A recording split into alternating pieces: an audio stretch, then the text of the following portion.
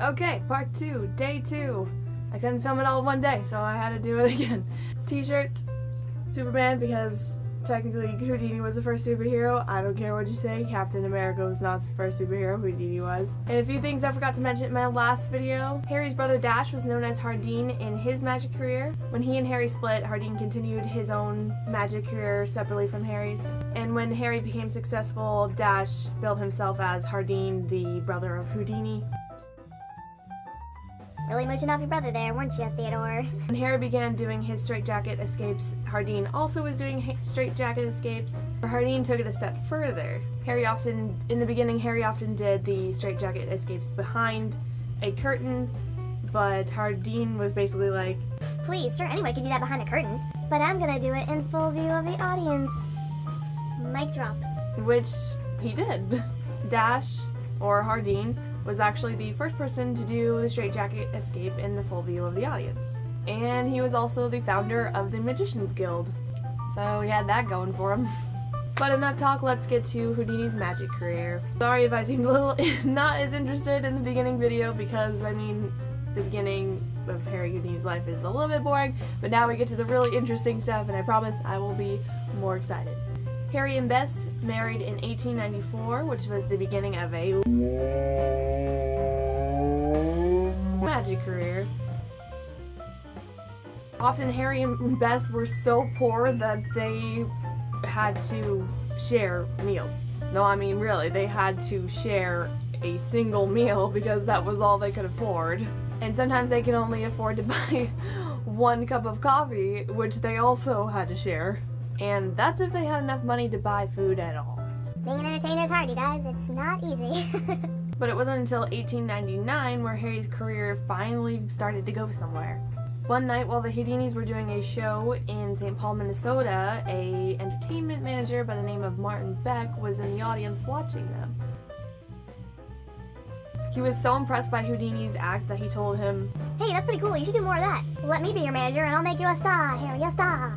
He booked the Houdinis in the big-time Orpheum vaudeville circuit, and they really took off. But it wasn't until the 1900s when Harry's manager booked a European tour that he finally became known as the Handcuff King.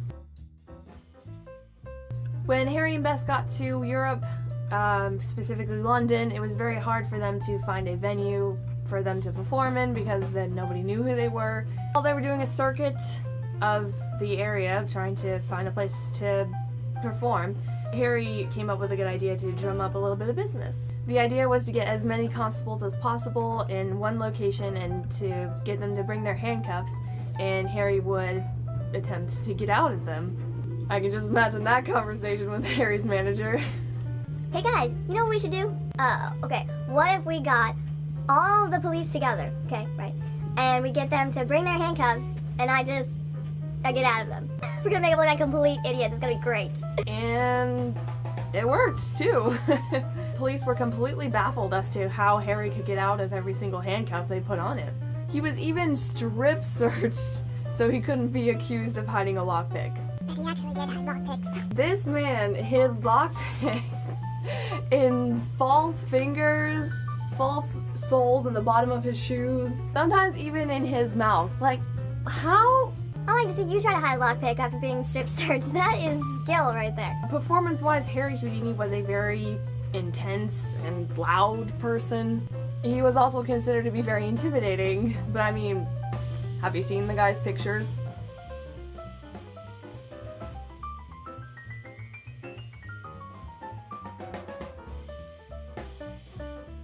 He's staring into your soul. It's funny to think that this guy who was only 5'6", not much taller than me, and I'm 5'5", was such a big presence on stage. And he could project too. Like, this guy was so loud that the people in the balconies could hear him clearly. Over the years, Harry and Bess did a couple of amazing tricks, some of which include the metamorphosis. Harry would go into a box and then a curtain would be put over the box, and then when the curtain was taken away and the box opened, Bess would come out. There was also a trick where he would make an elephant disappear. An elephant disappear. An He also did another trick, and was one of my personal favorites, is he would take a bunch of needles and then he would put them in his mouth with a string, and then he would ask someone to pull the string out of his mouth, and somehow all of the needles would be threaded onto the string. How does that not blow your mind? Yeah, that's a good one. I like that one. He also did a ton of other escaping tricks, like escaping out of chains and ropes and straitjackets, even occasionally jails. The reason Harry was so successful in getting out of these shackles and whatever they put on him was because he was a master contortionist. He would often resort to dislocating his arms to get out of these whatever they put on him, and just, oh no. No.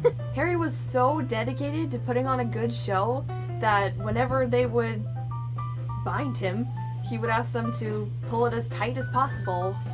But unfortunately, this caused a lot of lacerations on his arms, and his legs, and his entire body, which resulted in a lot of pain on his parts, and he also broke pretty much every bone in his body from doing all his crazy stunts. One incident left him so badly scarred, it's crazy to even think about it. Most of the times at the end of his shows, Harry would invite the audience members to come up on stage and give them their handcuffs so he could try to get out of them. Now usually Harry would take a matter of minutes to get out of the handcuffs, and he usually had requirements as to what kind of handcuffs they could be, or what type of, I don't know, some type of mechanism that it could have. One man brought him handcuffs that were so difficult for him to get out of that it took him a better part of an hour to get out of them. By the time he did, his wrists were completely raw, and when he exited the curtain, because he would usually do it behind a curtain and then come out and be like, Hey, I got out of them. but this time when he came out of the curtain, he was so angry at the guy that he had security throw him out. Which brings me to another thing Harry used to do. Since he was so successful, people would often try to imitate him, and even use different variations of his name. Names like Barry Houdini and Larry the Handcuff Prince or something like that. This used to drive Harry crazy. He would get so angry that he would go to their shows in complete disguise, and he would, watch like the rest of the audience, and then during the middle of their performance, he would stand up and say that they were ripping him off. And then he would challenge them to get out of his handcuffs, and their reputations were usually ruined. And then to add insult to injury, he would end up suing them. I mean, this guy was so happy. It was like the Oprah of suing. You're getting sued. You're getting sued. You're all getting sued. After a while, Harry actually ended up retiring the handcuff trick because so many people were imitating him and doing everything that he was doing, which led to even more exciting tricks like the milk can escape. Harry would be put into a milk can that was filled to the brim with water, and often he would be bound somehow, not usually with handcuffs, sometimes it would be with chains or something like that. And you have to find a way to get out of the chains and then get out of the milk can, which sounds terrifying. But he was totally okay. He could actually hold his breath for up to 5 minutes, which is pretty crazy to think about it. This also led to Harry doing a lot more straitjacket stuff in front of audiences because his brother was showing him up and he thought, That's gonna show me up. I don't think so. This also led to a lot of his public performances where he would often go to a bridge over a lake and be completely bound and then thrown into the lake, and he would have to get out of it. His poor mother. I don't know if you know, but Harry actually starred in a couple of his own movies.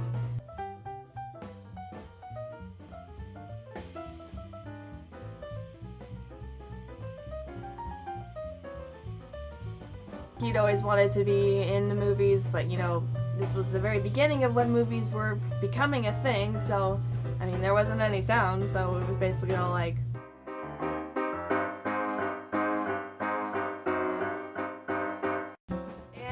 also do the trick we've all been waiting for, the water torture chamber trick. I'm gonna kind of leave you in suspense for that one because this video is getting kind of long, so I'll see you next time. Oh god, this next video is not gonna be fun, but we're gonna do it anyway. See you then.